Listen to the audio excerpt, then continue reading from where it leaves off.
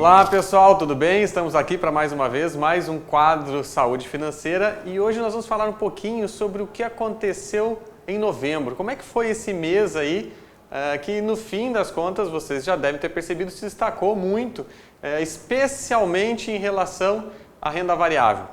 Se a gente for olhar a Bolsa de Valores brasileira, ela chegou a ter uma valorização de 15,9% nesse mês. Então foi uma valorização muito expressiva e a gente percebeu muito uma rotação setorial, né, de certa forma, onde muitas ações que foram beneficiadas ao longo do ano por conta de mercado digital e tudo mais, acabaram tendo uma correção, existiu uma rotação para setores da velha economia. Então você teve bancos que valorizaram muito, aéreas, turismo, setores que tinham ficado para trás acabaram valorizando bastante aí nesse mês de novembro. O que aconteceu em novembro? Em novembro a gente teve muitas notícias relativas às vacinas. Então a gente tem que lembrar que o mercado ele sempre tenta antecipar situações. Mesmo lá em fevereiro e março, quando a gente teve uma queda muito expressiva das bolsas, foi exatamente aquele medo pela falta de liquidez, né? A antecipação por um cenário caótico que a gente teria à frente.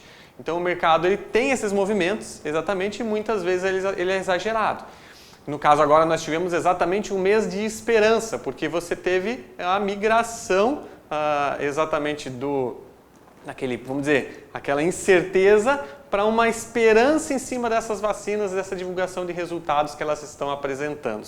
E não foi apenas uma, né? Foi mais de uma vacina que apareceu aí. Por mais que ela não esteja disponível ainda, né? Ela está em fase de conclusão para aprovação e liberação, e isso já trouxe um ânimo para os mercados e eles anteciparam esse movimento. E fez essa alta bem expressiva na bolsa, como a gente pode observar aqui.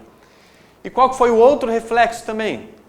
O outro reflexo foi exatamente os países emergentes estarem recebendo muitos recursos, e especialmente para investimento em renda variável. E aí a nossa bolsa foi favorecida por isso. E no mês de novembro nós tivemos mais de 33 bilhões de reais entrando na bolsa brasileira, né? Ou seja, dólares entrando, recurso estrangeiro vindo para a bolsa brasileira.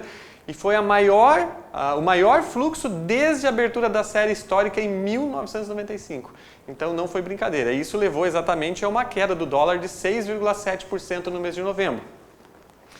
É importante a gente observar o seguinte, só a bolsa, né, embora esse fluxo ele veio para a bolsa, esse fluxo de bolsa ele não é suficiente para segurar ou valorizar o real de forma tão expressiva e manter ele de forma expressiva.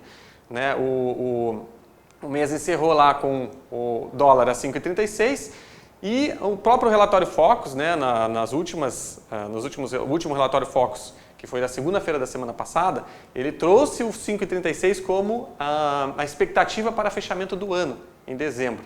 Né? Então a gente pode ter aí até umas quedas maiores do dólar, mas a gente tem que lembrar também que a situação em relação ao Covid não está resolvida ainda. Né? Nós estamos tendo exatamente uma antecipação de uma expectativa em relação à solução para a pandemia.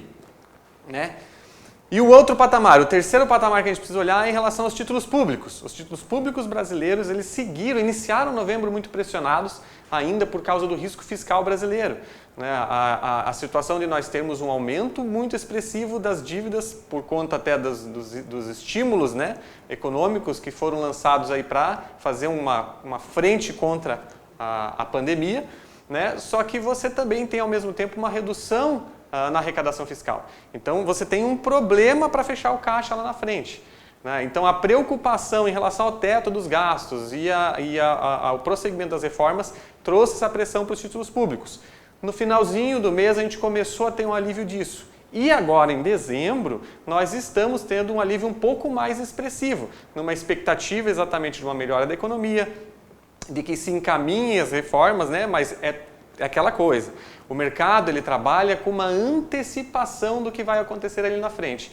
E é por isso que às vezes alguma notícia que venha de diferente, ela pode balançar muito o mercado. Porque ele fez uma projeção, fez uma antecipação e veio uma notícia que bagunça aquela situação, aquela projeção, você ou tem uma alta mais expressiva ou você tem uma queda mais expressiva.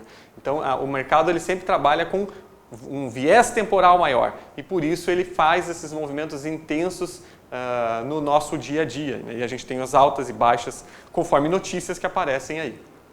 Certo, pessoal?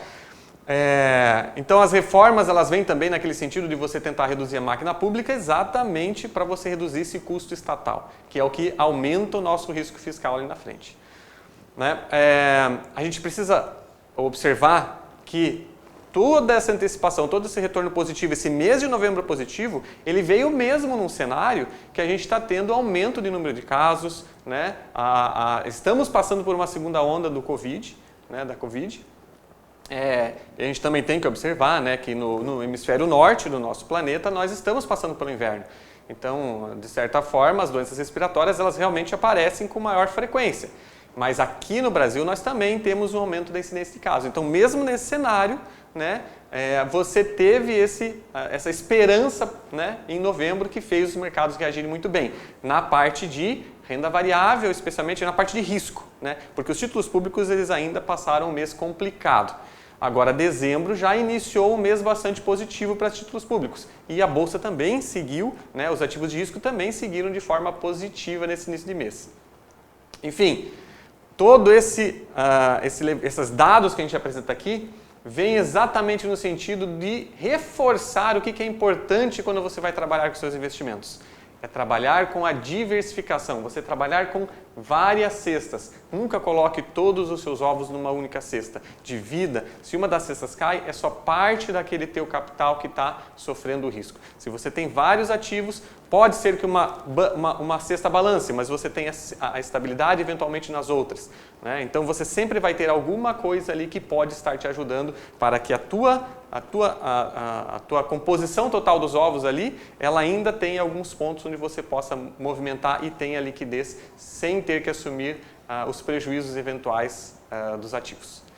Beleza, pessoal? Aqui é Juan Sabe, planejador financeiro, e até a próxima.